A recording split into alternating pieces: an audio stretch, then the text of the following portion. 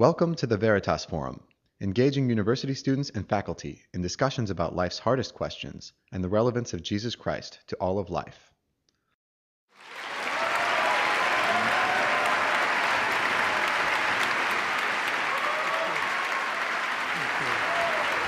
Thank you. Thank you very much. Thanks so much. Thank you. Thank you. I hope you feel the same when it's over. It's good to be with you, a real delight. And to say that it's a comfortable setting in which to stand would be really saying something that's not true.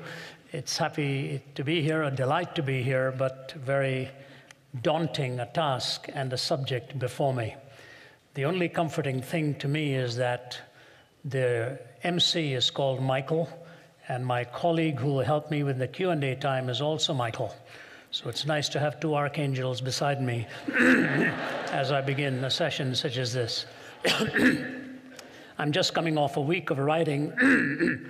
I was in Thailand, where I get away 2 or 3 times a year to just start or finish a book, and so this is the first time I'm speaking about 2 weeks. It might give my voice a bit of a challenge as I begin, but once it gets going, it'll get going, so we'll be all right. I want to tell you as I start that I wish I could say to you that when you begin a subject such as this, you're quite optimistic that you can find some ready solutions. I doubt that. I doubt we'll be able to agree on everything that is said, and I doubt also whether it'll change the course for some. But my singular goal, therefore, is this. Whatever our worldview, whatever our convictions, because a conviction is different to an opinion. An opinion is something that you have a preference for in a sort of hierarchy of options, and you make your choice this way, somebody else makes a choice another way. But a conviction is that which is actually then, in many ways, rooted in your soul. It is in your conscience. And to change a conviction will involve a changing of who you are as a person. So we're really not talking about preferences or opinions. And so when two worldviews collide, when two convictions collide, the best thing that one can hope for is at least the cordiality with which we can disagree and the civility with which we can interact in the midst of that disagreement. It has been my calling in my life to be in different settings. As a matter of fact, very interestingly enough, I was given a very similar theme to speak at, of all places, in Abu Dhabi, in the United Arab Emirates, at Zayed University just a few weeks ago. Now, the approach there I had to take was somewhat different because it's a completely different religious worldview, and the issues before them are quite significantly foreign to ours. But to be given a hearing, to be given a kind of cordial listening to, and by the faculty and members of pretty senior levels in the country, and to be invited by the Sheikh was itself quite an honor. And we walked away as friends with the hopes of coming back and discussing issues. So it'll be a heavy subject on hand. Before I get into the weightiness of it, I'd like to read for you a little bit of a light-hearted story. It's called A Touching Story. As a bagpiper, I play many gigs. Recently, I was asked by a funeral director to play at a graveside service for a homeless man. He had no family or friends, so the service was to be at a pauper cemetery in the Kentucky backcountry. As I was not familiar with the backwoods, I got lost. I finally arrived an hour late and saw the funeral guy had evidently gone, and the hearse was nowhere in sight. There were only the diggers and crew left, and they were eating their lunch. I felt bad and apologized to the men for being late. I went to the side of the grave and looked down, and the vault lid was already in place. I didn't know what else to do, so I started to play. The workers put down their lunches and began to gather around. I played out my heart and soul for this man with no family and friends. I played like I'd never played before for this homeless man. And as I played Amazing Grace, the workers began to weep. They wept, I wept, we all wept together. When I finished, I packed up my bagpipes and started for my car. Though my head hung low, my heart was full. As I opened the door to my car, I heard one of the workers saying, "Never seen nothing like that before, and I've been putting in septic tanks for 20 years.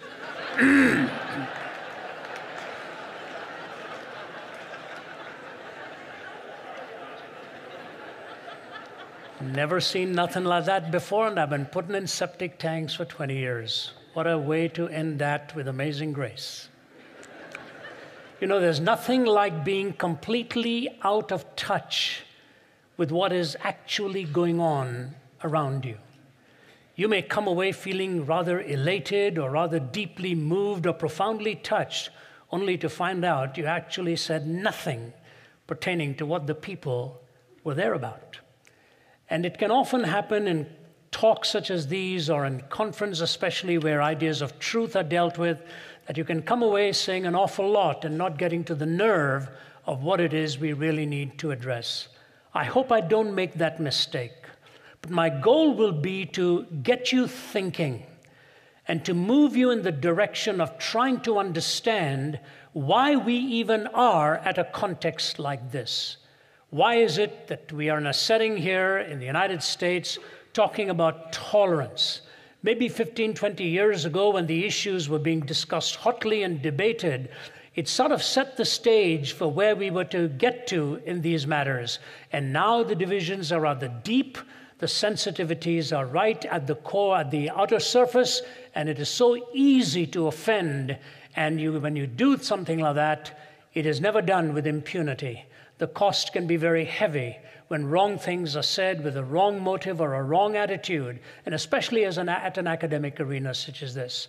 So I hope I will do my best to at least get you to think in an area that I think is critical for understanding. I'm coming to this from a Christian viewpoint. I am a follower of Jesus Christ. I came to become a follower of him in my teenage years. I go back in my own background. My ancestors came from the highest caste of the Hindu priesthood. They were called the Nambudhiris from the deep south. In the middle of my teen years, I began a search because of the emptiness that was in my life. I was always in the minority, one way or the other. Christians are a minority in India, 2 to 3%. I was born in the south, raised in the north. There were a lot of sensitivities at that time, ranging all the way from color of skin to language and so on. When I was the age of 20, I moved to Canada. There were only 5,000 Indians in Toronto at that point. Today, there are 500,000 Indians in Toronto. The whole demographic situation has drastically changed. I'll never forget once getting off a plane in Paris when I was doing my graduate work in Chicago with 45 other students. I was the only non-Westerner in that group. So we got off the plane in Paris, and my professor, a renowned professor of philosophy and worldviews and so on, we got off the plane, and as we were going through the immigration there, the man looked at my passport, and it was from India. And he said, "Indians need a visa to get in here. You don't have a visa." I said, "Well, I'm just with the group, sir. I thought I was here on a historic tour of Europe and so on and so forth." He said, "No, we can't let you in." And the toughness that ensued for about 30 minutes as my professor tried to make a plea out of the 45 of us where one was told he could not enter. And finally, my professor did not succeed. For 2 days, I literally sat in the airport while the other 44 did a tour of Paris and the environs, and I had to wait till we got on the plane. And you know, when Tom Hanks did his movie being situated in the airport, if he talked to me, I could have given him an awful lot of lines of what to do for about 48 hours. What do I do after that? Go back and stop buying everything French? Stop eating their cheese? Stop talking about their cuisine? Never walk into a French restaurant? Is that where you react?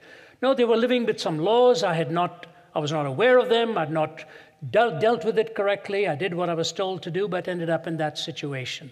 And so you find yourself oftentimes on a fringe looking in from the outside. I was that way with life itself. I was not doing well in my studies, and in India, if you don't succeed in your studies, you're really living in a shame-oriented culture.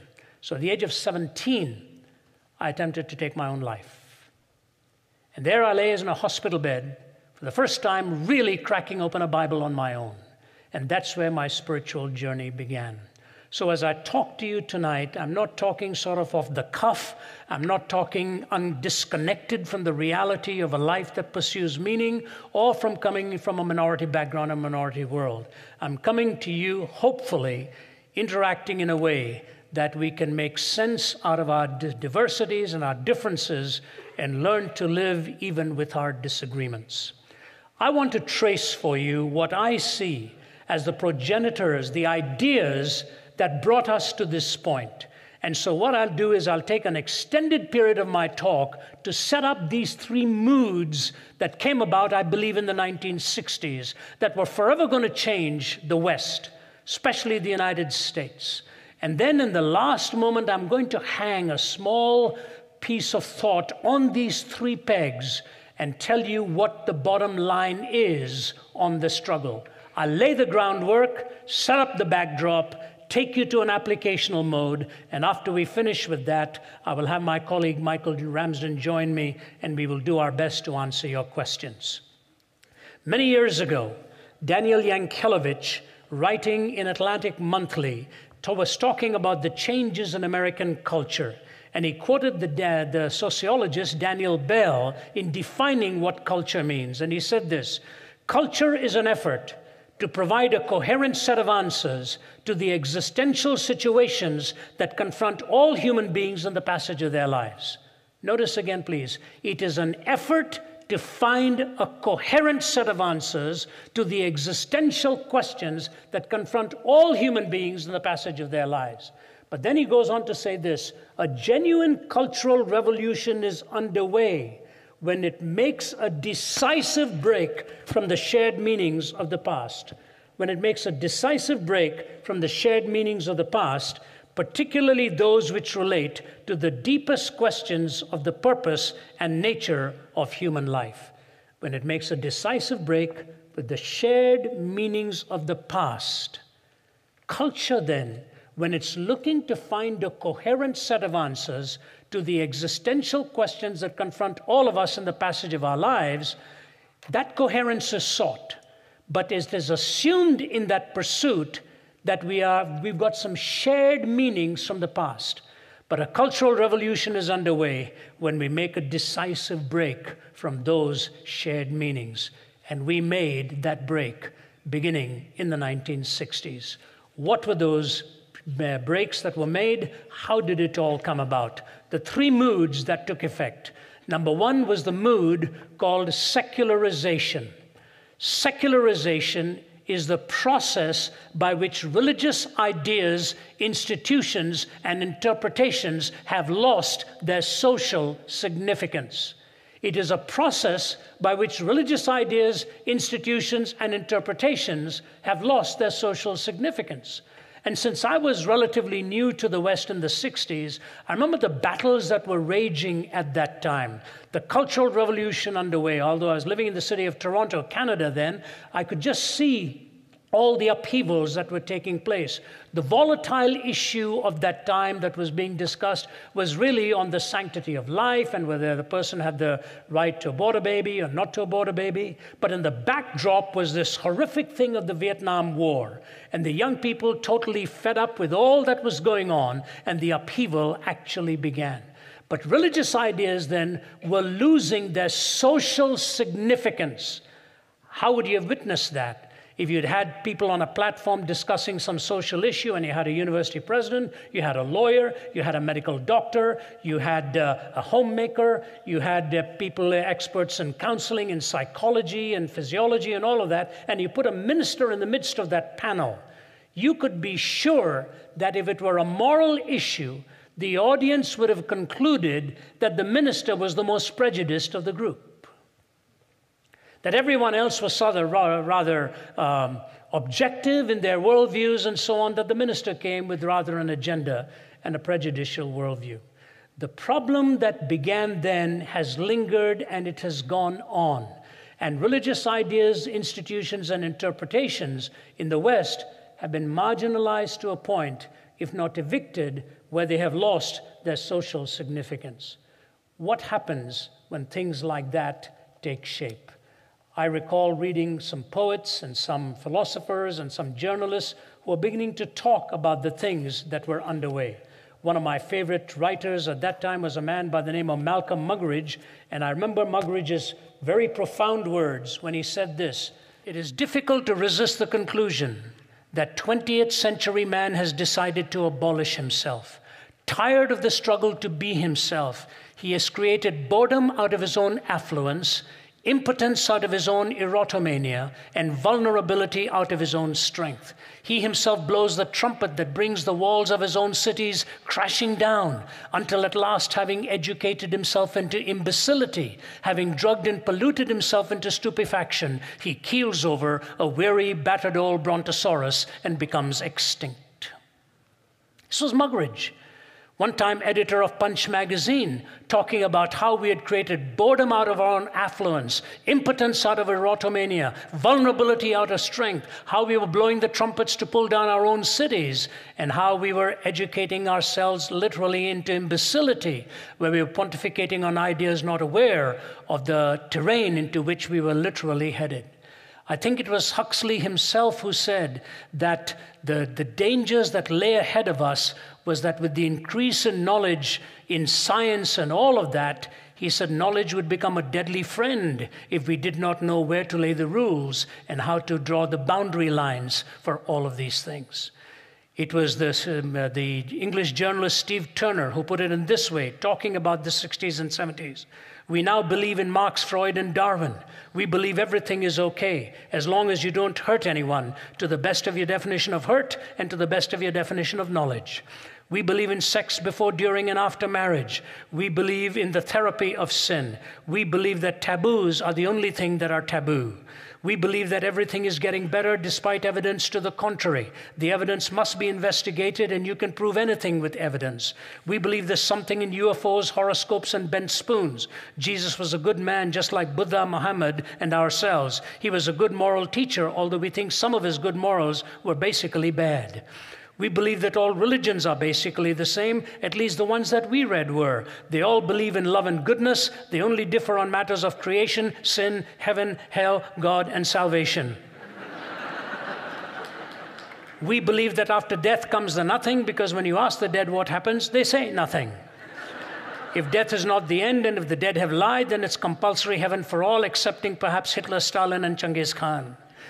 We believe in Masters and Johnson. What's selected is average. What's average is normal. What's normal is actually good. We believe in total disarmament. We believe there are direct links between warfare and bloodshed. Americans should beat their guns into tractors, and the Russians will be sure to follow. We believe that man is essentially good. It's only his behavior that lets him down. This is the fault of society. Society is the fault of conditions. Conditions are the fault of society. We believe that each man must find the truth that is right for him, and reality will adapt accordingly. The universe will readjust. History will alter. We believe there is no absolute truth, except for the truth that there is no absolute truth. We believe in the rejection of creeds and the flowering of individual thought. And then he puts this as a postscript. If chance be the father of all flesh, disaster is his rainbow in the sky. And when you hear state of emergency, sniper kills 10, youths go looting, bomb blast school, it is but the sound of man worshiping his maker. If chance is the father of all flesh, disaster is his rainbow in the sky. And when you hear state of emergency, sniper kills 10, youths go looting, bomb blast school, it is but the sound of man worshiping his maker.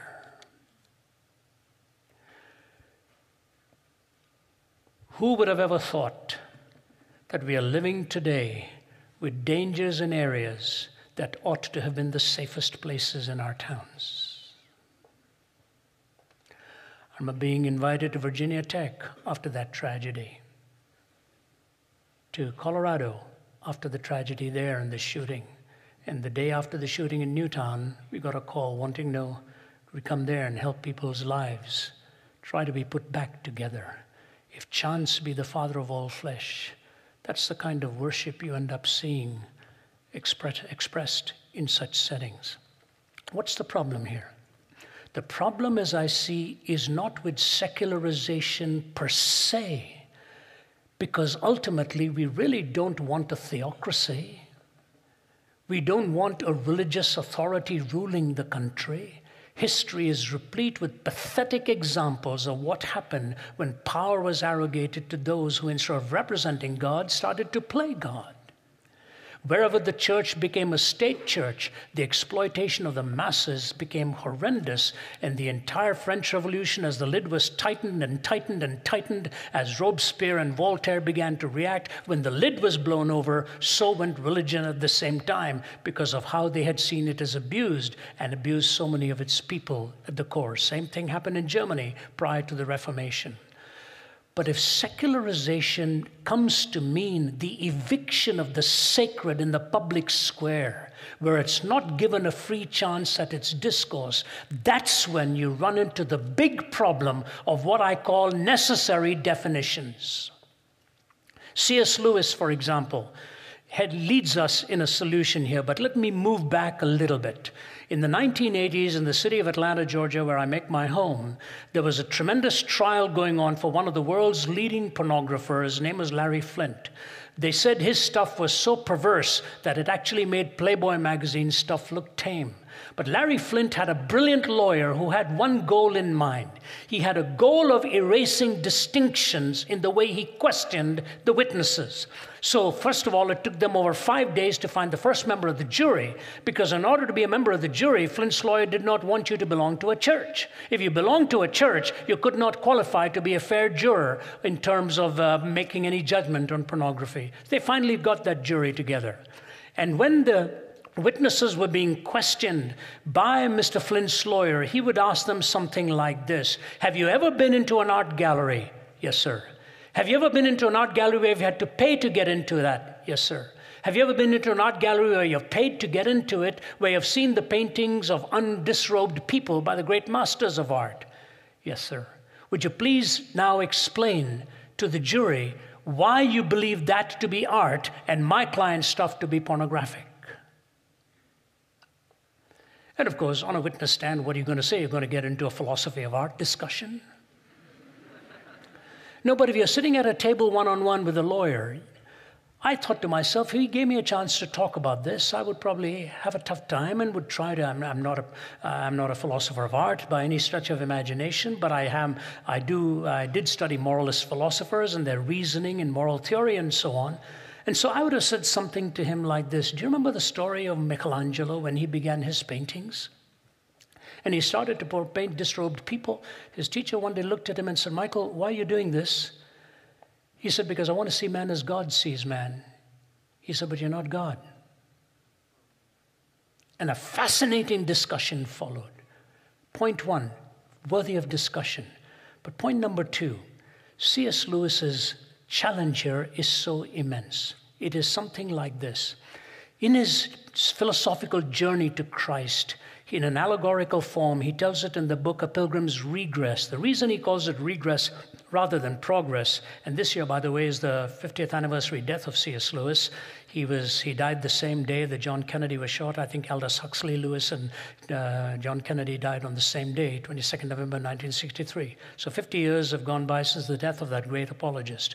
But in his book, A Pilgrim's Regress, he talks about allegorically how this young man called John was searching for the truth, flirted for a long time with pantheism, and he turned his back upon it, didn't know precisely why. Came to humanism and atheism and the spirit of the age. Something made him terribly uncomfortable.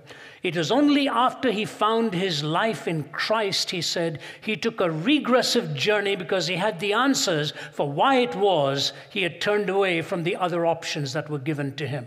But at this point in his book, The Pilgrim's Regress, he's in a mountain called the Spirit of the Age, and he's sitting in front of the Neronic stare of he who heads up that mountain, staring down at its occupants, and Lewis pictures himself handcuffed, which is quite fascinating that a man in total liberty is actually allegorically portraying himself as handcuffed, enslaved. And the waiter comes representing the Spirit of the Age and serves him his breakfast, and he takes a drink of the milk and comments on how nourishing, nutritious it is. And when he finishes commenting on that, the waiter says, "You just call it nutritious, nourishing milk. All it is the secretion of a cow, isn't it? Like urine, milk. One is a secretion, is another a secretion." John says, "I didn't know how to respond to this kind of nonsense that was coming, but I just let go." And he said, "Then I made the mistake of commenting on the nutritiousness of the eggs." He said, "Then you should have heard the analogy, and I won't repeat it for you. But as those analogies were drawn and Lewis is sort of now squirming, having taken those eggs into his system and the milk into his system, and the waiter goes away, and then he says this, reason came riding on a horse and rescued me and said, you lie because you don't know the difference between what nature's meant for nourishment and what nature has meant for garbage. You don't know the difference between what nature's meant for nourishment and what nature has meant for refuse. You see, the man or the woman in front of the lens of a camera, whose body is being used purely to try to titillate the imagination or the fanciful thoughts of a man or woman in front of you there, in order to provoke just the baser instincts and ultimately leave you unsatisfied and insatiable, because what they are pandering to you is not a person. What they are enslaving you to is a feeling that no one person can ultimately satisfy. They are creating you in a hunger. The imagination is assaulted to the degree that no one human being has the capacity to fulfill this kind of a longing. And somebody in front of that camera ought to say, sir, don't do this to me. But ladies and gentlemen, here I think is the tragedy when secularism with a capital S has evicted everything that is sacred and made a free-for-all grab for sensation and feeling alone. It will ultimately eradicate a sense of shame within a culture. Shame is a desperately needed sensation when things are wrong deep within you. Do you know psychiatrists are dealing with the possibility of a medication for post-traumatic stress disorder for those who come back from the battlefield, to give them this morning after pill to help them to erase all the memory of all the trauma they went through? One of their greatest challenges, what if a rapist decides to take it the morning after a rape? What happens to the medication then to dispense it to somebody who can consider commit criminal acts and yet at the same time want to eradicate the entire memory? Ladies and gentlemen, I want to tell you, you show me a man or a woman or a culture without shame, and I will show you monstrosity in its making. I met a young man in Malaysia who had just escaped from Saddam Hussein's army. He had lunch with my wife and myself. He told me he was taught to do two things in Saddam's army. Number one, to build false passports, and number two, to kill without feelings. He said, I've become an animal. I have become an animal. How to kill without feelings. Secularization can ultimately eradicate shame. Secondly, the idea of pluralization. Pluralization is also a good thing. We must have a plurality of sounds, languages, cuisines, options, and ideas. Somebody told me of a Korean who has a fast food outlet selling kosher tacos here in Los Angeles.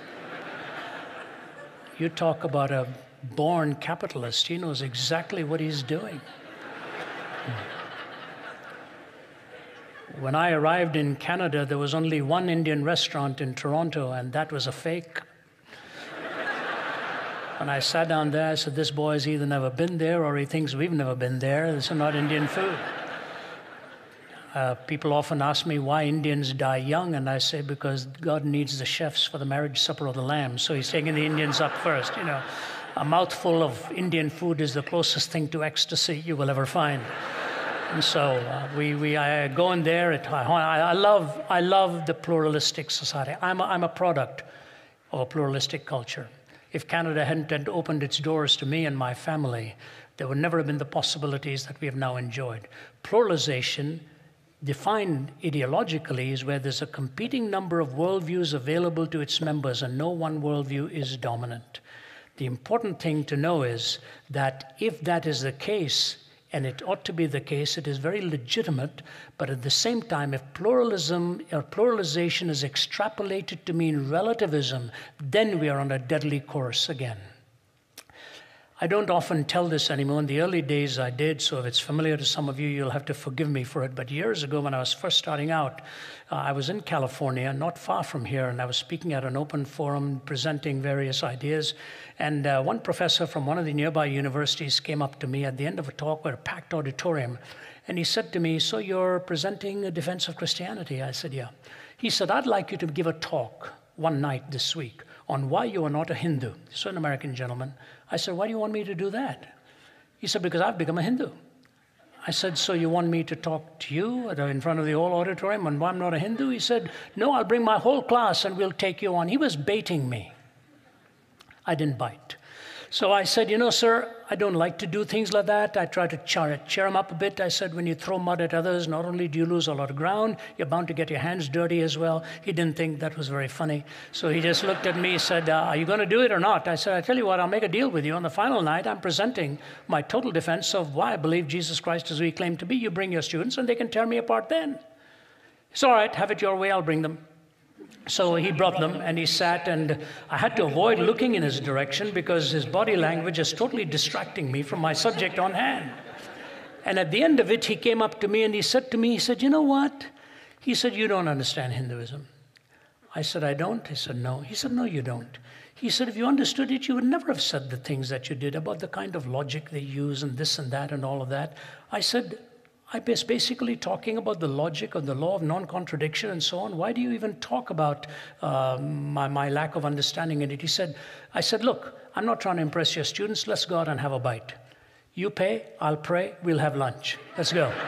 So he said, "All right." And he said, "Can I bring the professor of psychology with me?" I said, "Is he going to study us or is he going to have a discussion with us?" He said, "No, I want a witness there." I said, "Okay."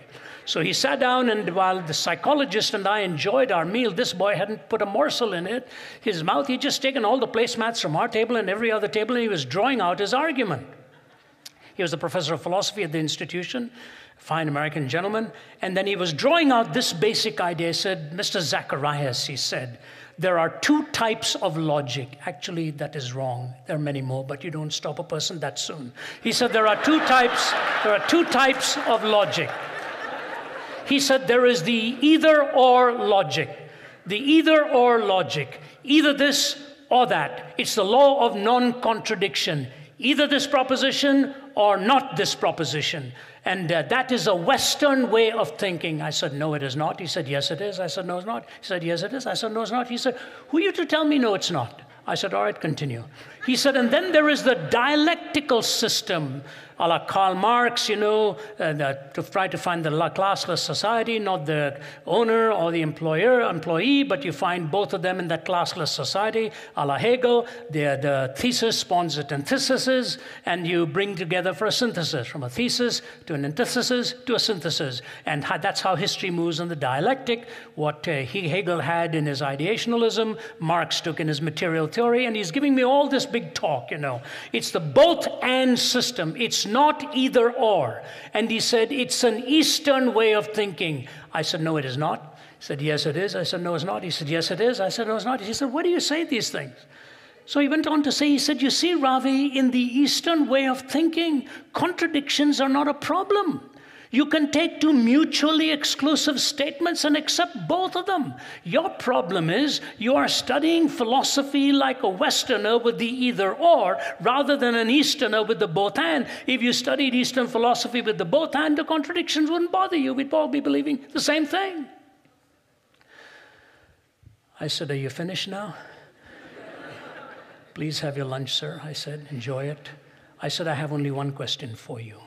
What you're telling me is when I'm studying worldviews, I either use the both-and system or nothing else. Is that right?" I either use the both-and logic or nothing else. Is that right? The fork was to his mouth. He puts it down and he says, "The either-or does seem to emerge, doesn't it?" I said, "Yes, sir. In fact, I got some shocking news for you. Even in India, we look both ways before we cross the street. It's either the bus or me, not both of us." I have a Hindu convert friend who's now my brother-in-law. He started laughing halfway through this argument. He said, that's why you're the apologist and I'm now a pastor. He actually used to be a nuclear physicist. He's a pastor now. He said, you see, if he'd said that to me, I would have said, there's both hand, all that you cracked up it to be. Why can't I use both the both hand and the either or? Why do I have just to use the both hand? Same idea. I said, you see, sir, what you've got wrong is this. Eastern philosophy also subscribes to the law of non-contradiction. What do you think Islam is all about if it didn't subscribe to the law of non-contradiction? I said, Shankaracharya, the greatest Hindu exponent who followed the Vedas, firmly believed in the law of non-contradiction. Gautama Buddha was born a Hindu and renounced that and moved into Buddhist philosophy to create his own Buddhist philosophy. Why, if the both hand could occur? Why did he move in that direction? See, ladies and gentlemen, contradiction is a very serious thing in ideas. It is ultimately deadly in life. You live in a contradictory way to philosophy, to truth, and you will find you'd pay the price in it. Listen to G.K. Chesterton in one of his writings. The new rebel is a skeptic and will not entirely trust anything. He has no loyalty, therefore he can never be a true revolutionist. And the fact that he doubts everything gets in his way when he wants to denounce anything. For all denunciation implies a moral doctrine of some kind. And the modern revolutionist doubts not only the institution he denounces, but the doctrine by which he denounces it. So he writes one book complaining that imperial oppression insults the purity of women. Then he writes another book, a novel in which he insults it himself. He curses the Sultan because Christian girls lose their virginity, then curses Mrs. Grundy because they keep it. As a politician, he cries out that war is a waste of life, and then as a philosopher, that life itself is a waste of time. A Russian pessimist will denounce a policeman for killing a peasant, then prove by the highest philosophical principles that the peasant ought to have killed himself. A man denounces marriage as a lie, then denounces aristocratic profligates for treating it as a lie. He calls the flag a bauble, then blames the oppressors of Poland or Ireland because they take away that bauble. The man of this school goes first to a political meeting where he complains that savages are treated as if they were beasts. Then he takes his hat and umbrella, goes on to a scientific meeting where he proves that they practically are beasts. In short, the modern revolutionist, being an infinite skeptic, is always engaged in undermining his own minds. In his book on politics, he attacks men for trampling on morality. In his book on ethics, he attacks morality for trampling on men. Therefore, the modern man in revolt has become practically useless for all purposes of revolt. By rebelling against everything, he has lost his right to rebel against anything. This contradictory way of thinking, you see, in secularism, if it leads to a society without shame, society cannot survive. In pluralization, if you abandon the law of non-contradiction, you ultimately lose your way in reason. Loss of shame, loss of reason, secularization and pluralization, which brings me to the third, privatization. And by the way, my work in Cambridge University was in the Romantic poets. I love poetry. I love to see how the poets oftentimes grapple with reality much more than those who do merely as philosophers or in prose. I had a wonderful time yesterday with your great Professor Lowenstein, and we were talking his love for literature and law, of course, and my love for literature and philosophy. We had a great conversation talking about the poets and the great writers in literature and so on. But I remember the rock group in the 70s, I think, King Crimson rock group, they wrote one something like this: Cat's Foot, Iron Claw, neurosurgeons scream for more, from paranoia's poison door, 21st century schizoid man. Blood rack, barbed wire, politicians, funeral pyre, innocents raped with napalm fire, 21st century schizoid man. Death seed, blind man's greed, poets starving, children bleed, nothing he's got, he really needs, 21st century schizoid man. Take a note now. The walls on which the prophets wrote is cracking at the seams. Upon the instruments of death, the sunlight brightly gleams. Will no one lay the laurel wreath as silence drowns the screams? Between the iron gates of fate, the seeds of time are sown and watered by the deeds of those who know and who are known. Knowledge is a deadly friend when no one sets the rules. The fate of all mankind, I see, is in the hands of fools. Confusion will be my epitaph as I crawl a cracked and broken path. If we make it, we can all sit back and laugh, but I'm afraid tomorrow I'll be crying. no reason, no shame. Privatization leads you ultimately where you are compelled in your spirit to sever your ties with your deepest commitment of the soul and relegate it to the private world. You daren't bring it into the public world. If you'd told me 40 years ago that the America of today would be here the way it is, I would never have believed it. I've just flown in from Bangkok, Thailand 2 days ago. I use a little apartment there where I write my books. And as I arrived late at night all by myself, and the security guy takes me to the elevator and he presses the button and the doors close, I look at a wall. May you know the joys of Christ this Christmas. And may you have a blessed New Year, Thailand. They are 98% Buddhists. Years ago, I remember arriving in Beijing and going into the Forbidden City on a cold January day. It was the first week of January. I walked and walked. You go through, I think, 7 portals. And all of a sudden, past the 7th portal, in the Forbidden City in Beijing, just past Tiananmen Square, you walked in there. And as I walked past that last portal, Starbucks. And a sign outside Starbucks, Merry Christmas. Try that here these days. You can walk through Kuala Lumpur, Singapore, Delhi, in the malls, and hear the carols. You try playing a carol in a school here, and the American Civil Liberties Union will be after you. Last year in one school in New Jersey, they prohibited even the instrumental versions of Christmas carols because the children knew the words, and the words would be triggered in their mind, which would bring religious thoughts into their thinking. Come on. Tolerance? Is it that intimidating? If I look at a man who is a Muslim man and I said to him, you know, hope your Ramadan is going well to you. I wish you a good Ramadan these days. Am I succumbing to his faith? Is it that hard to wish people a Merry Christmas? So even Thanksgiving is now Turkey Day, which may be more reflective of what's becoming of us rather than what the season is really all about. What's happened? To take away that which is the sacred-most thing within your heart and relegate it to the private world. Do you know what happens then? You end up without meaning. This is the single expression of our time.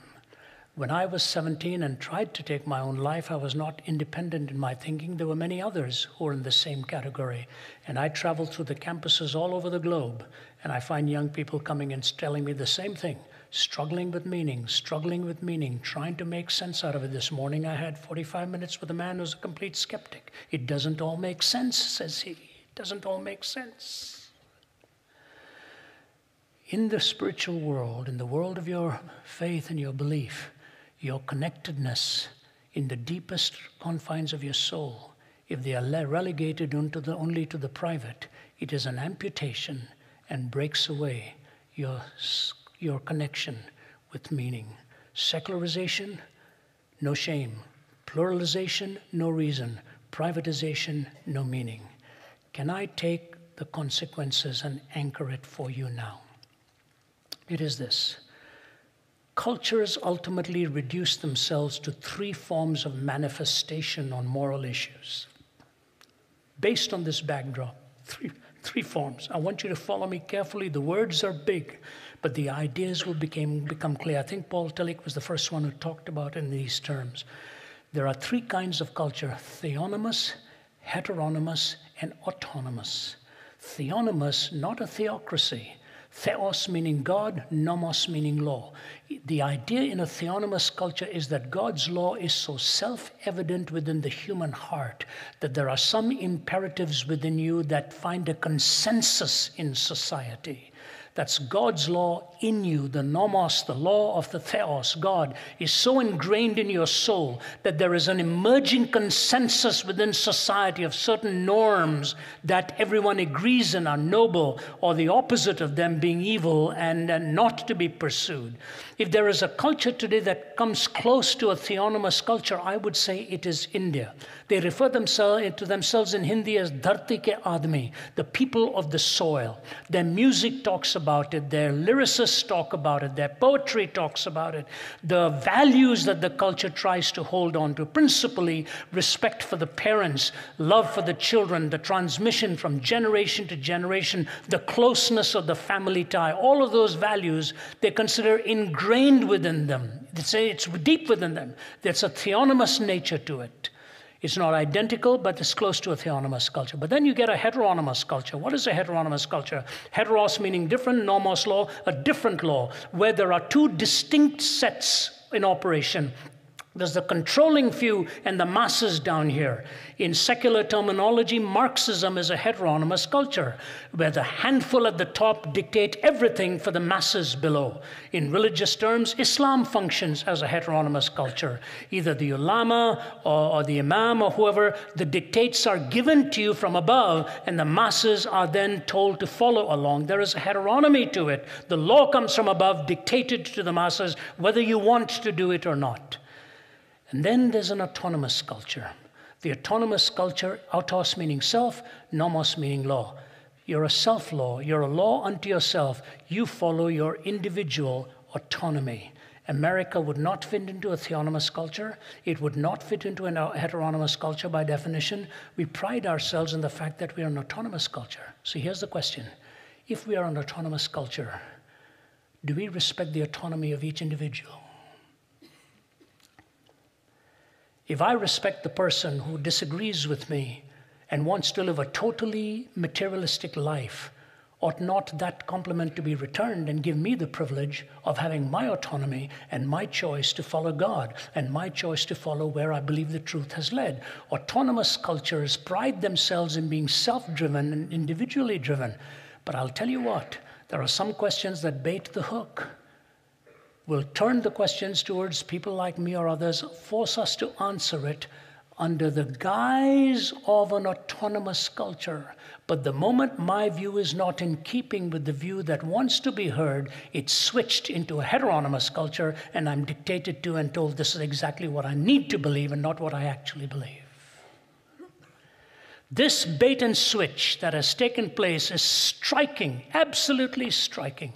So we don't go with the theonomous culture here. We don't go with the heteronymous culture. We claim to go with an autonomous culture. But autonomous cultures need to be mutually respectful. And I think what the Duke of Edinburgh once said, he said, freedom can be destroyed not only by its retraction, but also by its abuse. And so I'll leave you with two thoughts. In the first one, I'll do a little bit of a voice play here, not in any way to be unkind, but because it was so beautiful and so sweet, so sweetly done. In the 1980s, when the Cold War was still on, my wife, a couple colleagues, and I were invited to go to Russia. So we're in Moscow. Quite a cold day, foggy day, and we went in. My host said, "Would you like to have lunch?" I said, "Sure." So we had lunch, and things were pretty sparse then. Everything was a different consistency of mayonnaise. Mayonnaise bound this, mayonnaise bound that. Mayonnaise may just make you feel full.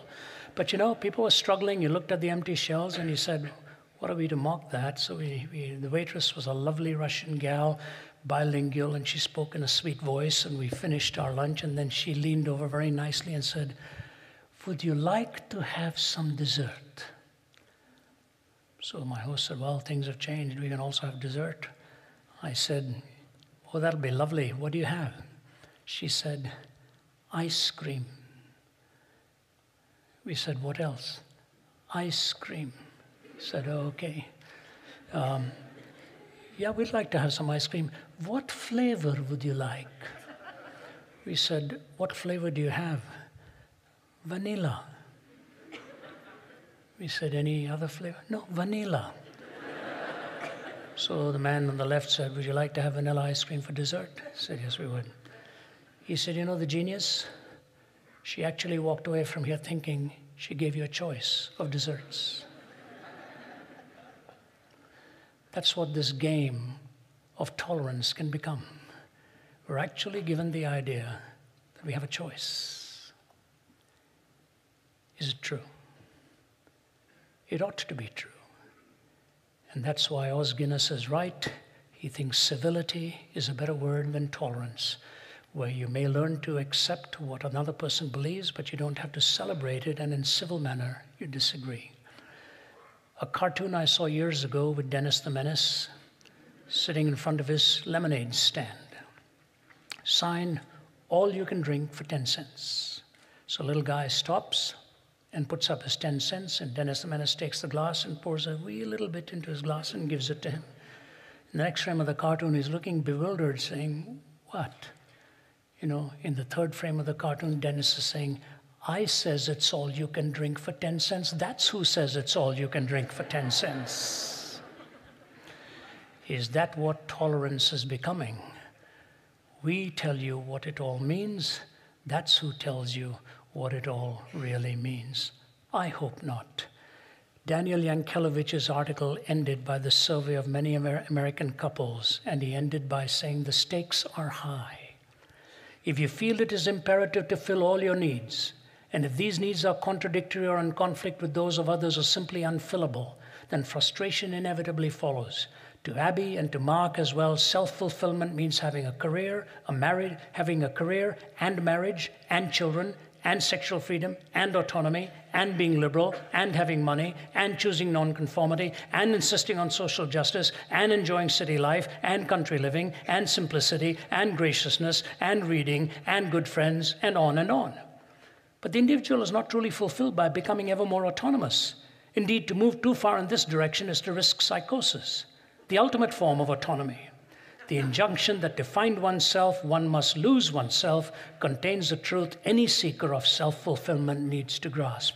The injunction that to find oneself, one must lose oneself, contains the truth any seeker of self-fulfillment needs to grasp.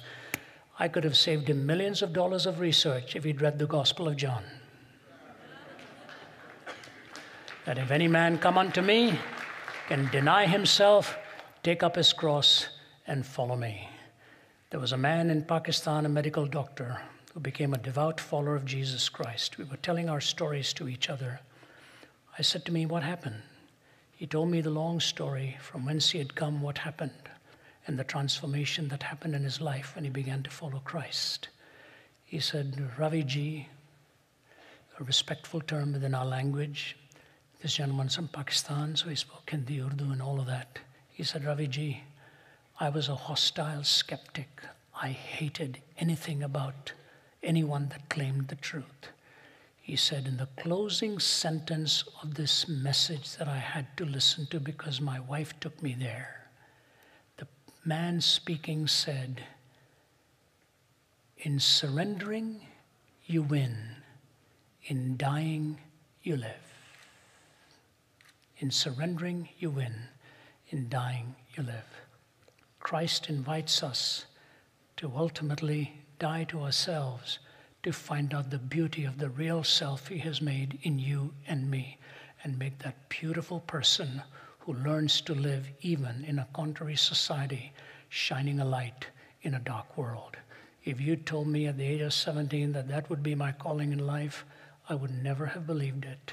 But what God did in transforming my heart, in changing my hungers, in making me the person he wanted me to be, I have not looked back over these decades and found the fulfillment and joy and meaning, and consider it a great privilege to be living in America now and having the opportunity to raise my family here, to make a living, and to be able to share the love of Christ wherever we go. And I thank you at UCLA for giving me this opportunity. God bless you.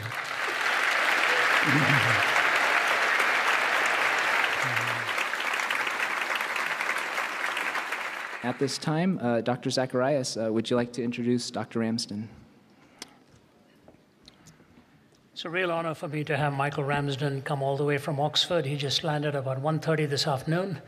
Michael is a professor there and my colleague at work. He heads up work all across Europe. When I first met him, he was in his early 20s. He remained in his early 20s for many years after that because we never quite knew when the years were changing. Michael is one of the most gifted communicators in the world today. I mean that. He's a man with immense intellect, an extraordinary sense of humor, married to his wife Anne with 4 beautiful children. And Michael has his family in Oxford and travels the globe with me, hither and yon. And as he travels, he's speaking at many times to the European Parliament, many times to the House of Lords members and so on. He did his PhD work at the University of Sheffield in international monetary law and actually lectured in philosophy at Sheffield for some time too. Our friendship goes back over many, many years now, and we've been working together for about 15 to 16 years. And I just wanted Michael to come and join us. That gives me a break in the Q&A time. We will alternate these. You will enjoy listening to him. Actually, he should have been doing the speaking, and I should have come afterwards. He's better looking than I am, not for long, but he will be like that for some time. Come on in, Michael. Yeah.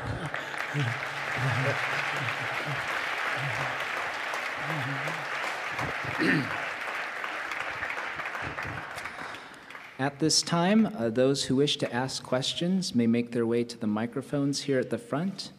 As they do so, I will start off the Q&A by reading our first text-in question.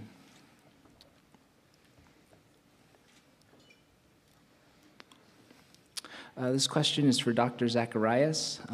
Why did you try to end your life at 17? What about Christ made you want to live on? Can I do it from here? The microphone's on right here, right? Okay. I told the story in my book, Walking from East to West. It was one of the most difficult books I ever wrote because I wrote it as really my own personal journey. My dad, highly placed individual in the government of India and the Home Ministry, very successful. He was a tough man, tough-tempered, tough in every sense of the term. Extremely disciplined to have gotten to where he did. He'd done his work in industrial relations at the University of Nottingham, came back quite highly placed and influential. And out of us 5 brothers and sisters, I was the most underperforming individual. I never made it through anything. I lived for 2 things. I lived for the cricket field. I lived for the tennis court. I wanted to play cricket. I dreamed about cricket, I drooled about cricket, I imagined cricket, and now here am I all these years, having left India 4 decades ago, I still dream about cricket. I enjoy the game so much. It's a beautiful game, really a beautiful game. With the result, I concentrated very little on my studies. My life could be described as punctuated failure. That's what it was, punctuated failure. And in my book, I tell the story one day of taking the most severe thrashing from my dad. It's the way they knew how to do it. It was the time and culture in which they felt this is how they change you. I'm not blaming him. I'm just telling you it's the way it was. If my mother hadn't intervened, I think some bones would have been broken. The results would have been very costly. I was a very slender kid, small kid, and my dad really took it out on me that day. And the more I pondered this, I thought to myself, why? What's all this about anyway? You know, if you don't like the way you feel, why do you want to keep on feeling? And if I could describe it in one sentence, I really didn't want to feel anymore. Because what I felt, I didn't like. And I took from the science labs some poisons and tried to end it all. Very, very nearly succeeded. I mentioned the fact that in India this happens quite often. My closest friend had doused himself with kerosene and burned himself to death because he had not succeeded in the exam. We live with that tension. Things are slightly changed, but the most suicide-rich time of the year is when the results are out at universities. When I came to know Christ, I wanted to put life together. There are 4 questions in life for all of us: origin, meaning, morality, and destiny. Where do I come from? What gives life meaning? How do I differentiate between good and bad? What happens to a human being when he or she dies? Origin, meaning, morality, and destiny. You have to find answers that are correspondingly true to each of these questions, and all put together, it has to cohere. There has to be coherence in this. There has to be a skin that pulls it all together. In reading John's Gospel, I couldn't read it actually. The gentleman who brought the Bible to me lives about 10 miles from here, but he himself is very close to the end of his life. I wanted so much to bring him here. I spoke to him on the phone about 2 months ago. He said, please let me come, but his situation is so weak right now. And he often said to me, on the phone he said to me that day, just after Christmas, he said, sometimes I think I came into this world just to be able to give you a Bible. Just to be able to give you a Bible. And that transformed my life as I walked out of there. John chapter 14 was read to me. Jesus said, because I live, you shall live also. If I can take a tail ender to this, Jesus said, because I live, you shall live also. I knew it wasn't biological life.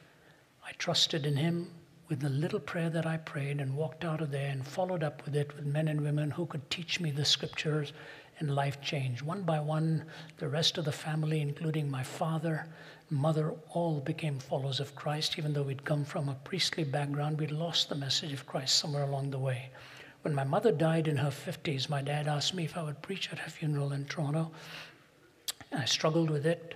Then he said at the graveside, he said, son, what would you want to put on her gravestone? I said, add the verse that she first read to me without even knowing what it meant. So he put John 14:19. Jesus said, because I live, you shall live also. That was in 1974.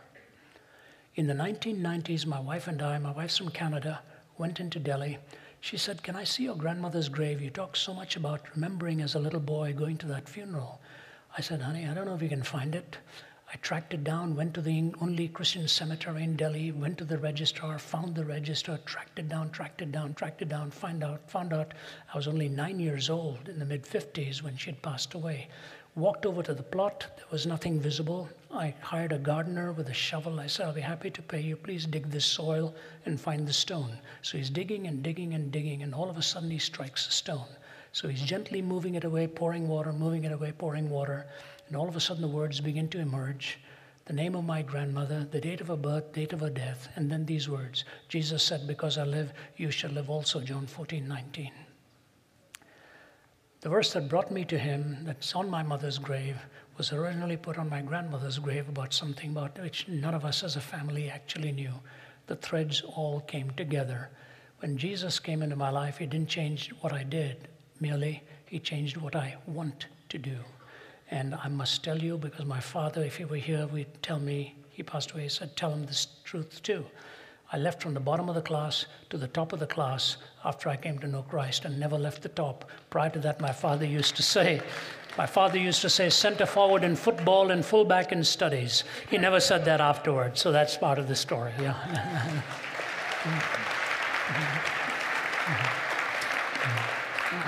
At the far microphone? Yeah, go ahead. Is this thing on? Oh, there we go. All right. Thank you very much for being here. I'm a longtime listener, big fan of both of your work. Ravi, your ministry, thank you very much. Back to the topic of intolerance, I wonder if you care to discuss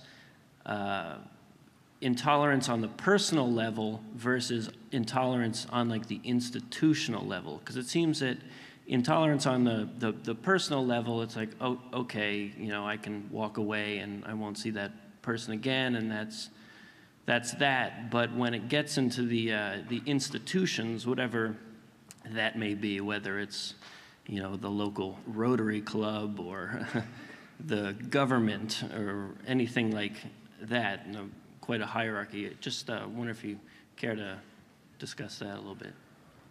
I was going to ask Michael to say something on that, but I'll save something tougher for him. Yes, and I think, and Michael, please feel free to pitch in here. My response would be fairly brief on that. I have found no better way than to sit down with the people. Institutions, evil does not run through the heart of institutions, it runs through the heart of people, men and women. It doesn't go through states or governments or organizations, it runs through the heart of every man and every woman. If I find somehow that there is something dishonorable here, I'll sit down and talk to the individual. Go and see the powers that be. The best you can do is voice and say, look, this is what's happening. I don't think this is right. I don't think this is fair. If the reverse were done, I don't think you would tolerate it very much either. So I ask you, sir or ma'am, would you please consider looking into this subject and changing the reality for us who feel victimized by an institutional pattern here, and I'll be most grateful to you. Thank you for just giving me these few minutes of talking to you. You build that relationship gradually, but you never do it by lawlessness or anarchy or rudeness or disrespect. You do it by drawing the best instincts out of people. And I have found some of the toughest of them change just by a period of relationship. Whenever I go into and stay in any hotel where I go to a race, I'll always go and ask to meet the manager. I'll go and meet the front desk person. I'll go and meet the maitre d', introduce myself. I say I'm here for the week. I look forward to enjoying this hotel and so on. And you know what? Through the middle of the week, they'll come to you and ask you if there's anything they can do, anything they can serve you in. It works that way even in institutions. Befriend the powers that be, and you'll be surprised how some of them will open up and say, even though this is not what I would like to do, I respect for you, I will do it. This gets more serious in academic subjects, theses, dissertations. You can find yourself being marked out because you're not sharing the ideas that one wants to share. You just have to be wise how you move in this and endure the tedious journey, and you do it in an honorable way. In the end, you will find truth will win out. Thank you.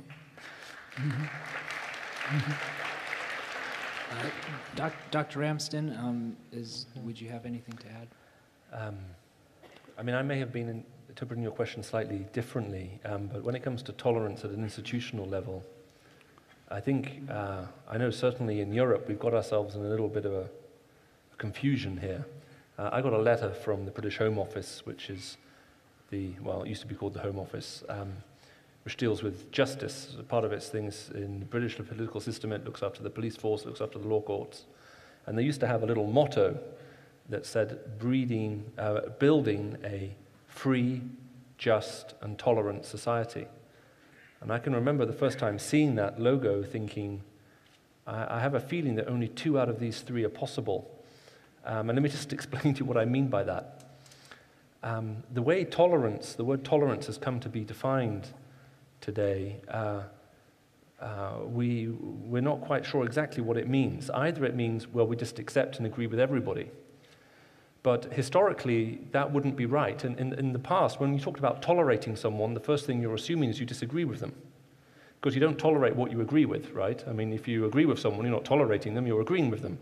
But if you disagree with them, then you're actually passing judgment. No, I think what you're saying is wrong, and that could be morally or intellectually or whatever way. But you feel that it's important for you to allow that other position, even though you personally disagree with it. But when you talk about justice, and justice being upheld and enforced in a society, you're not normally asking for tolerance to be exercised. So in a rape case that's argued before a judge, for a judge to rule at the end of the rape case, well, we caught the guy and he's definitely guilty, but, you know, we just have to tolerate these kinds of things. They just happen. And we've had laws against rape for hundreds of years, and we've never eradicated it, so we just have to learn to deal with it. At that point, we have it would seem to me a contradiction potentially there, which I think most people would instantly react against. The other problem we also have with tolerance is most of us think of it positively today. Tolerance is a good thing, even though most of us actually define it negatively. So, I mean, I'm only in LA just for a very short time. So I arrive this afternoon, I leave tomorrow morning, and then I'm going to Cairo, which will probably be my last speaking engagement this year. And so just imagine you hear that I'm just briefly in town, you come to me and say, Michael, you're only in LA just for a few hours and would like to extend some hospitality to you. Let me take you to the very best restaurant here in LA. And obviously for that kind of invitation, I'd extend my sleeping hours beyond. It's now 5 a.m. in England. I mean, I'll be happy to actually we can have breakfast together. And I accept your kind invitation. And the next morning, you hear me talking to a friend of yours. You're standing behind me, I can't see you. And your friend says to me, I hear someone took you out to LA's nicest restaurant last night. Did you enjoy meeting them? And I say, yeah, they were tolerable. If you heard that, would you be happy? They say, did you enjoy the food? And I say, I could tolerate it. It's very interesting. We talk about tolerance, but I know very few people in this world who want to be tolerated, but I know a lot of people who want to be respected. But here's the key thing, because I said the idea of tolerance, freedom, and justice, maybe only two of those are possible. I'm not sure, in that sense, our common acceptance of the definition of tolerance today is even compatible with freedom. In the sense that if that is the way we're now going to take tolerance, we just simply accept what anyone says, we need to understand, therefore, that's also the end of all free society and all free discussion. Because you cannot tolerate someone and disagree with them. Because at the point of disagreement, if it just does mean acceptance, you're no longer tolerating them. But you can respect someone and disagree with them. And since the means by which we find to be able to disagree with one another over certain issues becomes foundational to all civilized society, I'm wondering whether at times, rather than having huge debates about what tolerance is or isn't, we should begin to ask what actually does it mean to treat other people with respect. Because I desperately want to live in a society where we learn to respect one another as individuals, even though we may disagree at the level of ideas. There you go, I'm going to sleep now.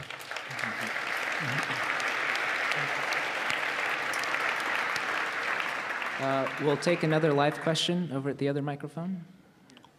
Sorry about that. This question is for both speakers. If the transformative power of Jesus Christ is so great and it's the only way to live an abundant life and to never thirst again, how come we do not see more Christians living this transformed, abundant, spirit-filled life? Please. That's a really good question. If you would like to give me a list of names and addresses of all the hypocrites you know, I will be happy to go and pay some visits. I think your question is a very fair one. I think, as a matter of fact, I think it's more than fair. I want to be careful how I phrase this, because I'm part of the church. That's part of my identity. Ever since I myself became a Christian. But it does seem that the Bible has some very challenging words for the church. And as a matter of fact, just before coming up here, I was just reading through a speech that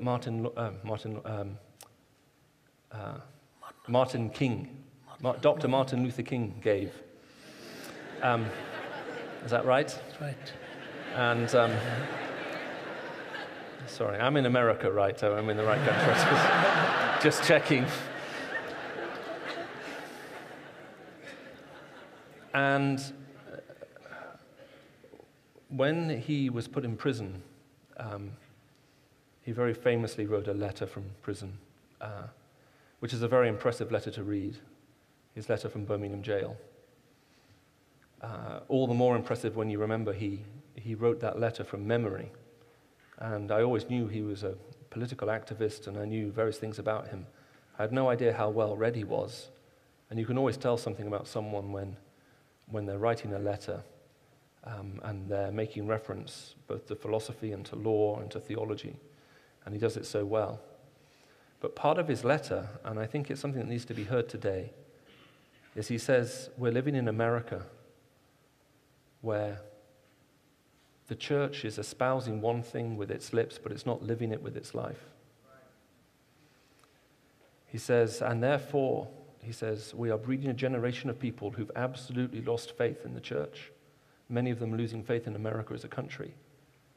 And he shudders to think of the violence it may hold and the division it may cause in the United States of America as it went forward from that point. And he ends his letter with the words along the lines of, and now God's judgment rests on the church as never before. And I pray it may raise up in this decisive hour, and its voice may be heard. And what's more importantly, that it may actually live the moral values which it espouses.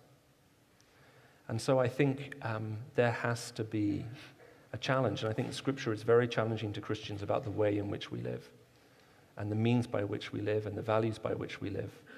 And I'm going to have to confess that I think in the Western church, we've excused ourselves from a lot of that, and we've claimed comfort and convenience as being the highest ethic, rather than the principle of laying down your life in service for others. We're expecting everyone to lay down their lives in service to us, and that can't possibly be right. I think Ravi would probably agree with us and say, I know my experience is when I'm with the church in very poor parts of the world, when I'm visiting the church in parts of the world where you can be killed for simply becoming a Christian. The church I meet there is often very beautiful, very attractive, very humble, and very clear, both in its message and in its lifestyle. But our affluence seems to have choked the purity of that message. And so I think we need, if you like, a challenge to the church. And if you are a Christian here today, I think maybe one of the challenges, since we're talking about tolerance, would be that we are called to live a thoroughly uncompromised life. Now, it's maybe sad that when most people in this room, if you were to close your eyes and imagine a thoroughly uncompromised Christian, someone who was totally uncompromising in their Christian faith, we would immediately think of someone who is very harsh, very difficult, and very unpleasant to spend time with. But the Bible invites us to pass judgment on everyone who claims to be a Christian. And part of that judgment, we're told, is to look at the fruit of their life. And the fruit of their life, we're told, for everyone who claims to follow Christ should be love, peace, patience, kindness, gentleness, self-control, and so on. So let's be thoroughly uncompromising about that. Let's just make sure that in no area of our life are we compromised in such that our lives are sending a message that will be inconsistent with the fruit that we're told to bear as Christians. So I think we may need to fall in love all over again with what it actually means to be a Christian, if you indeed are. And if you're not a Christian, if you've been put off by Christians, please don't reject the possibility of genuine life change and what it genuinely means to follow him, because you've encountered a few fakes. And it seems, especially in America, there's a lot of money to be made by faking it. Indeed, one friend I know who was training for the ministry said here, people will give a lot of money to authenticity, and if you can fake that, you've got it made. And maybe we just need to be maybe a little bit more, I think we do need to be more challenging with ourselves and also as members of the church, with the church, to say, does this look like Jesus said it should look like?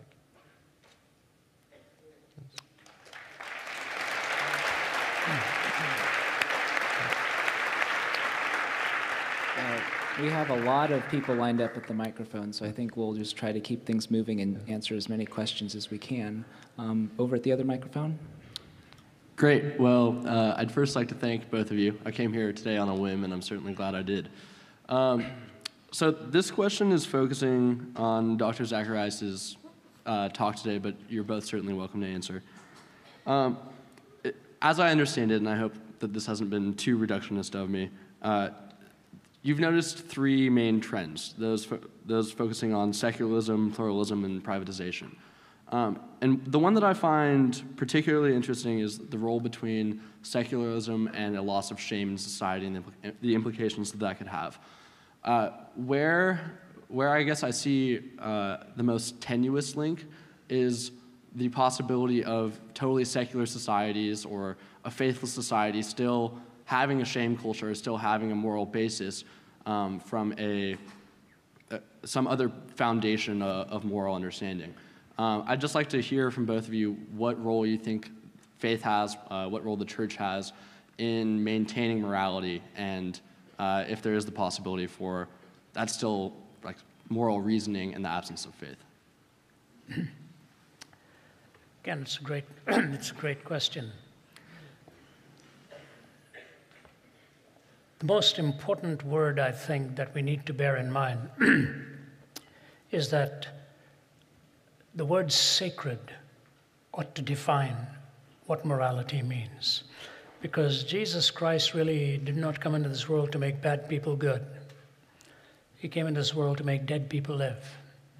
Moral rectitude and moral uprightness can be held by many, but if a person in themselves think, I'm morally so good that I really don't need God, it's the most seductive form of morality, which ultimately leads you into some kind of arrogance or self-aggrandizement. I remember yesterday, Professor Lowenstein and I, when we were in conversation, he made the comment that humility is the characteristic he sees so lacking in our society right now.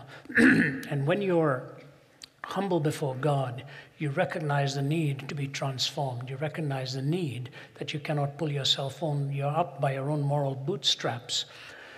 Every major religion of the world, I want you to hear me clearly now. Every major religion of the world is a works religion. Hinduism, Buddhism, Islam, Sikhism, Baha'ism, Jainism, all of them. You can take every one of them, it has to do with works. In Islam, your entrance into paradise is dictated by your good deeds outweighing your bad deeds. In Hinduism, every birth is a rebirth, and it's on the basis of karma, all that went on before. And your karmic cycle keeps going till you can break off this cycle and attain nirvana or moksha or whatever they want to call it. In the Christian faith, you first of all come, not by virtue of moral capacity, you come by the gift and the grace of God, who offers you forgiveness, and you come just as you are in all of your failings. When the prodigal son comes home in that tremendous parable, it is so counterintuitive within Eastern culture. This boy took the father's money, spent it at a whim, plundered his life, did everything wrong, and he's gone. And now he decides he's going to come home. In Eastern culture, the father would never go out. He's been wronged. He would have to wait till the son came and literally threw himself at his feet and begged for mercy. But in the way Jesus tells the story, the Eastern father would have immediately sort of perked up his ears. The father leaves the porch, leaves the home, runs towards the son, and embraces him and receives him. This my son was lost, is found, was dead, is alive. So morality is good living, is the fruit of your conversion and your commitment to Christ. It is not the means of your attaining salvation and attaining rightness in the sight of God. So what are the 10 Commandments all about? They were all about the fact that life is sacred, your word is sacred, your marriage is sacred, your time is sacred, your giving is sacred. And in the sanctity of life, these expressions come. But the 10 Commandments came after the Exodus. Redemption precedes righteousness. It is never the other way around. So God takes a life, puts that life back together, and gives you the fruit of what Michael was talking about. What does the church have to do here? I think the church has to teach us that that inner transformation is desperately needed. Let me say this very carefully. Listen to me carefully now. Malcolm Muggeridge said, "The depravity of man is at once the most empirically verifiable fact at the same time that it is the most intellectually resisted." The depravity of man is the most empirically verifiable fact at the same time it's most intellectually resisted. If a man is stealing nuts and bolts from a railway track, says D.L. Moody, and you send him to university, at the end of his education, he will steal the whole railway track. Some of the biggest crimes that have been committed against humanity sometimes have been committed by high officers and high success stories. Depravity is here. Transformation, redemption, righteousness, and worship. That's the sequence. Morality alone will never get any one of us anywhere. It may make for some kind of existence, but it doesn't deal with the root of the problem, which is the rebellious heart that needs to be corrected and the heart that needs to humble itself before God. That's my word to you.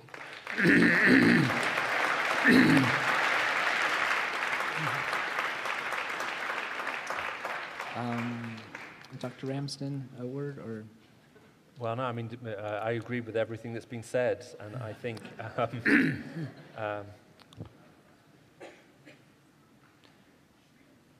when morality is used, especially in a legislative manner to enforce conformity, we've often missed the point. The question has to come, is it actually possible to see transformation from within and a new hunger and a new desire? If that is true at that point, what the morality is doing is governing the nature of your relationships, as opposed to just simply being something which you feel compelled to do. Because all relationships are morally governed. You can't be in friendship with someone you don't trust. And the friends are those who you feel are committed to you, and you understand that commitment to you in moral terms, in terms of their faithfulness and their goodness to you and all of those kinds of things. And so we need to bring some of that back, I think, into the vocabulary, as Dr. Zacharias has been saying. Great.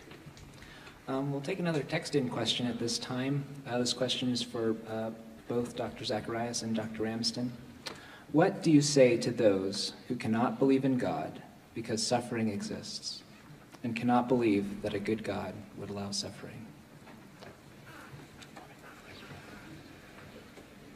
I would say that's a very good question. Well, maybe just a couple of things, because that's the kind of question that actually demands a very long answer. It might be the case for some people that when suffering comes, it's not simply the case that it may drive them away from God per se. It may simply be a catalyst that reveals to them what they actually thought about God in the first place. So if you find yourself caught up in suffering, you may, for some people, they'll find themselves driven into the arms of God because they believe he's there and he cares, and to others to walk away from the idea of God because they believe either he isn't there or he doesn't care. And so sometimes suffering simply acts as that catalyst. Let me suggest 3 possible things to turn to if you're interested. One of my colleagues, Vince Vitale, who is at Oxford, who's a philosopher who teaches with us, has done his whole doctorate on suffering. And he gave a very brilliant talk on the nature of suffering at Oxford University, in quite a hostile setting, and handled Q&A. It's available online, and I'm sure if you got in contact with our ministry at rzim.org, we could give you the link. Another one of my colleagues, also at Oxford, who's a professor of mathematics, was speaking down in New Zealand shortly after the earthquake there, which devastated the city. He stood in a ruined building, addressing people who'd all lost family members in that great tragedy, and tried to address the problem there on ground zero. And I also know that Dr. Zacharias is also all the way back to the time when you were in Columbine High School. I know there was a whole series of talks recorded there, one of which was simply why. So I think I'll try to say 2 things. I'd like to try to say that there's some hope, not just simply existentially in terms of finding comfort with God, but maybe even coming to know that there is God through it. And if you're interested, that question itself probably deserves a much longer answer that could simply be stated here. And if that is your question, you happen to be here, I'm sure we'll be happy to put you in contact with the resources.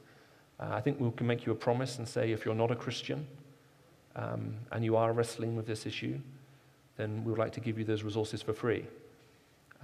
If you are a Christian and you want those resources, you may be tempted to have a small crisis of faith right now.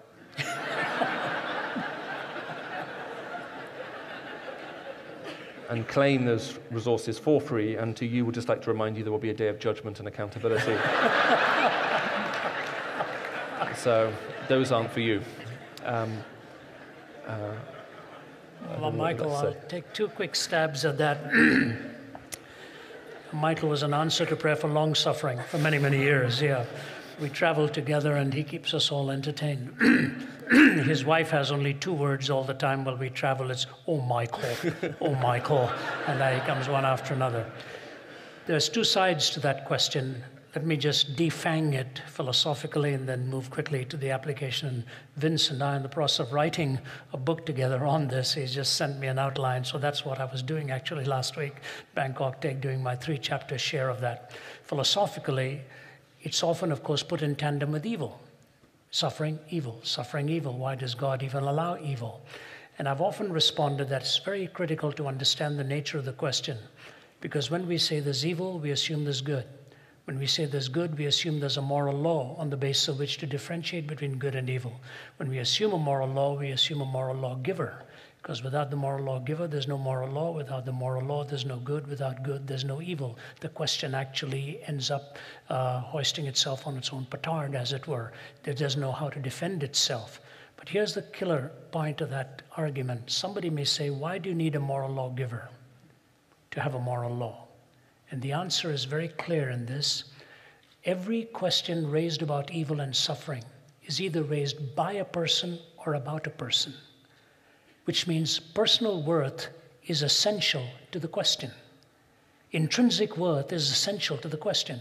And in a naturalistic framework, you cannot have intrinsic worth. You've got extrinsic worth. It's conveyed to you. You're just a radar blip on the radar screen of time. You just happen to be here. But if you're a person created in the image of God with intrinsic worth, then the question indeed is reflective of the value that you give to personhood. So 2 things, the reality of good and the intrinsic worth of a person are essential to the question. If the question is to be taken seriously, those 2 assumptions need to be made, which the Christian makes. But the 2 points of application I want to make is this. You know, I've lived with serious back problems. That's why it's easier for me to stand also, not just keep seated. With 2 metal rods in my back and 8 screws bolting me down from L3 to S1 from a back injury that I suffered. I've had perfect health in every other way. 40 years of travel, I've never had an upset stomach in 40 years in 70 different countries. No issues of any kind. Those things don't bother me.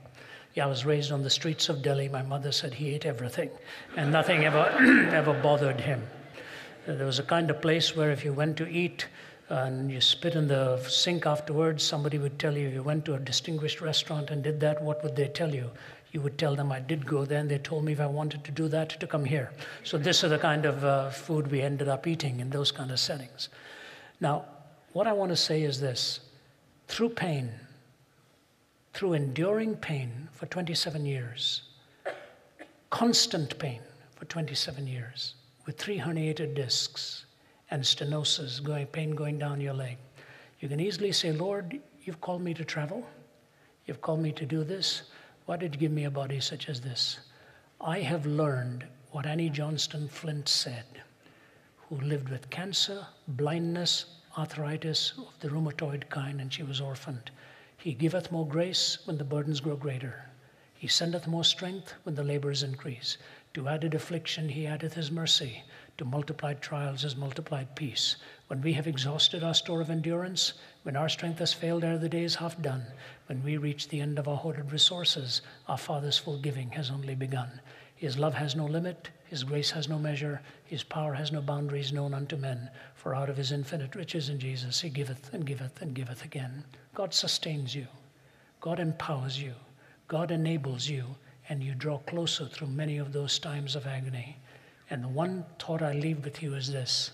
There's a young gal in Georgia by the name of Ashlyn Blocker. She was featured in a Google picture this last week, and I think Katie Couric is interviewing the parents again. When the baby was born, the mother realized something was wrong because the baby didn't cry. The doctors never diagnosed anything. Everything was fine, till they found out she had CIPA, congenital insensitivity to pain with anhidrosis. She doesn't feel any pain. No pain whatsoever. She could step on a nail, she could put a hand on a burner and not know that her hand is being burned. The mother ended her last interview, the last time I saw when the little gal was only about 10 or 12. She said, every night I go to bed saying, God, please give my little girl the ability to feel pain. In our finite world, if pain is an indicator of something that is wrong and gets us to seek the reality of finding help, is it impossible in the infinite mind of God to use the agency of pain through which to draw us and to bring us to the ultimate corrective? The greatest pain is ultimately that of the soul and the separation from God. So he is able to sustain you both in the physical and emotional struggles and in the deepest pain of all, that spiritual alienation. I'll leave that with you.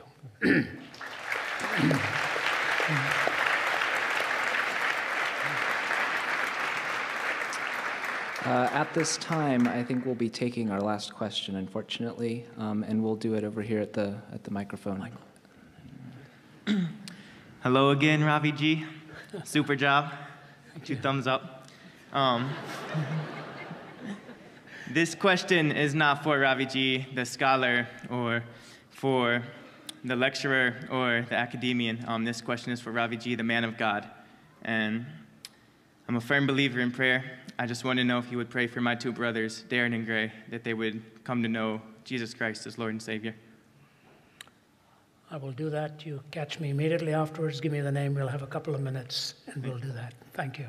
God bless. Thank you. Yeah.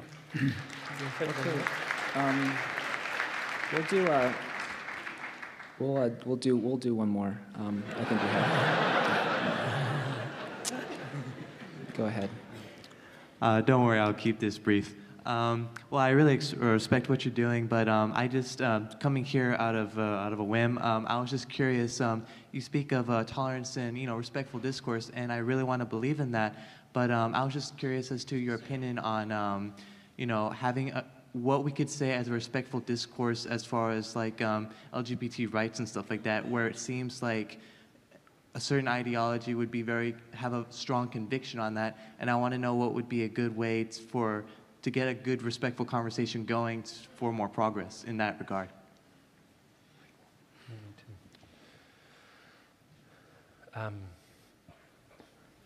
I mean, this has become obviously a very big issue, partly because, well, I think for a variety of reasons, and it certainly isn't helped by the shrill voices on both sides of the debate who actually make having any kind of discourse or conversation even harder. I think, I mean, I'm aware a little bit, when I was speaking last in the US at Texas A&M in December, these questions came up, and I had some quite extended conversations for 2-3 hours after the meeting with a certain group of people. They'll talk about it with me, and this is the issue they wanted to discuss with me. And I think the question which American society has before it right now is twofold. One, who informs the moral convictions of a society, and where do they come from? Now, historically in the States, you've been very heavily influenced by the Christian faith and by the Judeo-Christian ethic. And what seems to be happening now is a question of whether that's actually the ethic that American society wants to embrace and to have. So that is going to, that's going to be a conversation which is going to have to happen here, I guess, both politically as well as within academia and with every level of society. And I think that conversation should be encouraged. I think the next question will then be, what does it mean to have disagreement, and within a civil society, how do you allow that kind of diversity? Now, what I do find interesting about the debate is this. Both in ancient Greece and in Rome, in those societies, homosexual relationships were seen as being purer and higher than heterosexual ones. So the culture as a large had the conviction that homosexual love was of a purer and nobler form than heterosexual relationship. And even if you were married, having a homosexual relationship on the side was seen as being, well, and openly was being seen perfectly acceptable. And in some cases, some of the leaders in those societies would have been openly gay, and would have been applauded for it. What I do find interesting, however, is both in ancient Greece and in Rome, there was never any debate about changing the meaning of marriage, for example. So marriage was still classically understood. But even though homosexual relationships were viewed, as I say, as being on a more noble plane. So where I find the debate more concerning is using legislative force to start changing the meaning of words in the dictionary. That is something I find more concerning, and history doesn't seem to tell a very happy story of any society that resorts to legislative force to start rewriting the meaning of words. So I'm wondering if there are ways for this conversation to happen in a way that will take place, in a way that will allow as I say, people to be able to say on both sides what they actually believe and where they think they may be wrong, and then to find a way as a society to live that together. In Europe, we're having similar types of debates, and it's getting complicated. In France and in Germany, there have been debates about how much surgery should be allowed within a gay couple to allow them to have babies and to actually conceive if they're both men, because the technology is there now, but obviously it's very expensive to do that. Should that be permitted or not? And should the taxpayer have to pay for it? And you can imagine these kinds of debates are the kinds of debates that raise a very high temperature in the room. So I think if there's anything that can be done that will both defuse the temperature but also allow an actual discussion of the fundamental issues which are involved, I think they become very important. Another one of our colleagues, Os Guinness, I know in the book that Dr. Ravi referred to earlier, which talks about what do we mean by civil society and freedom, I think has some very pertinent things to say into that particular issue and debate, and I feel comfortable with everything that he says there, and I would recommend it to be read. I don't know if there's much more that you would want to say. I'd like to answer that, and Michael, if I may make a closing statement at that time and then turn it back to you. I want to thank you for that question, and I know in an audience like this, there'll be many, many diverse views, suddenly polarizing views on it. And so if you're here tonight of a different view and you hold to that firmly, I want to thank you for coming. I want to thank you for giving us a hearing, because it must take a lot of every ounce of your own strength to be seated there listening to maybe a worldview that you're not comfortable with, because it may challenge some of your own worldview or however you want to live your life out. I make a plea in a couple of directions along with what Michael. Our team is based in about 10 countries, and we cover a lot of territory here with politicians, with business people, with academics. And politicians are beside themselves. They really have no answers. One of the political leaders in Africa put his arm in mine after I'd finished addressing the presidents there. He said, our cumulative wisdom is unable to meet the daunting challenges of our time. Our cumulative wisdom is unable to meet the daunting challenges of our time. But I want to say this, what we saw on the fiscal cliff is minor compared to what we would see in an amoral cliff. If we ever get to the top there, it'll be the devastation of so much. We go in many hostile settings, many inimical settings. I go in places where I've literally had to have armed guards who are there in case anything happens. I've always made a plea in the following way. The Christian view of marriage that Michael and I would hold is very different to the Islamic view of marriage. In the Quran, polygamy is provided for and allowed for. And it is mandated by their rules, but you can have a polygamous marriage. My own view of that is going back 5,000 years with Abraham. That became one of the factors in which it has created 5,000 years of turmoil in what happened in that household by virtue of what happened in that polygamous relationship and the offspring. And the blood that has been spilled for 5,000 years started as a war between two half-brothers over who had the right to the father's inheritance and spiritual inheritance and so on. But that has not kept Muslim people from inviting me to speak there. Michael is heading out to Cairo next week. This year I was in so many Islamic countries, and I've been in Islamic universities, the Islamic University of Malaysia, one of the oldest Islamic universities, with the sheikh sitting in front of me for a 1.5-hour open forum. I have a differing view on the sanctity of marriage to theirs, but they allow us to come and speak. Same with Buddhists. Buddhist monks have a different view of marriage than the Christian does. So also with the Catholic teaching on celibacy in the ministry. We don't hold to that as Protestant, evangelical Christians and so on. But that does not keep them from inviting us. We go and speak, and cordially we discuss, we disagree, and if we disagree, we do so not compromising our convictions. We'll speak in any settings. I spoke at the Mormon Tabernacle, the first non-Mormon to be invited there in 104 years after D.L. Moody to speak at that. I don't hold to their view of marriage and so on. We well know that, but we respectfully deal with that. So my plea with the skeptic in these matters is, can we not still talk? Can we not still hear one another? Can you not give the Christian the chance to defend what it is about the sanctity of marriage that we actually see and why it is we hold that view? And wherever society ultimately goes, in an open arena of question, truth will ultimately triumph. Truth will win out, and the lie will be shown for what it really is.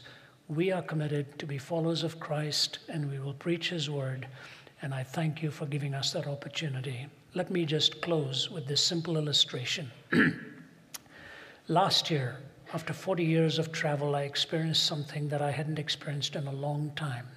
I was invited to preach at the Angola prison in Louisiana, which has 5,300 hardcore prisoners. 85% of them are on life without parole. 45 of them are on death row. And you walk in and see 22, 23-year-old men who will never leave the prison, never walk out of there. And they jammed the auditorium when I was there to speak and address the issue of grace and forgiveness and redemption. When you walk past death row, you just go by there and they'll reach their hand out and they will grab your hand and ask you to pray for them. The chaplain, the warden who was there, a man by the name of Burl Kane, the girth of a southern sheriff, he walks like that, you know. He told the prison that he would come if they would let him do it his way. It was the bloodiest prison in the country. Blood marks on the walls, blood marks on the carpets. When you were checked in, you were given a knife to defend yourself. Today, it's the safest prison in the United States after a few years of Burl Cain being there. Bible verses all over the wall, all over the wall. And just before these guys go into the anteroom for their last meal, before they go to the execution, I'll never be the same after seeing that execution chamber. I could not handle it. When they tell you the stories of what happens, they just walk away from it. But I'll never forget sitting at that table, thinking what must go through the mind of a man as he's about to go to the execution table. But I looked up at the wall, and there was a painting painted by a prisoner of Daniel in the lion's den. I said, "Who painted that?" The warden said, "A prisoner." I said, "Why?" He said, "He painted it telling the man about to be executed, you could still be rescued. Don't give up." And then I said, "What if it doesn't happen?" He said, "Look at that wall. Elijah with his chariots of fire taking the person to be with his Creator." And so the artist who was in prison said, if you're not rescued this way, you will be rescued that way. In every cell is a Bible. And the chaplain and somebody said, if we had more of these in our schools and our colleges, we'd need less of these in our prisons. The transformation of these minds and the men. When I left there, I got into the plane and we were silent, the five of us, silent. We just saw how tragic life can be, but what redemption can actually do, the transformation of a life. And that, only God is big enough to do that. And I pray if you've never come that way to Him, you'll give Him a chance in your life. And if you're an honest skeptic, keep hungering. For the Bible says, you shall search for me and find me when you shall search for me with all your heart. I hope we have the privilege of coming back here again. My thanks to everybody in the Veritas Forum for organizing and putting this together.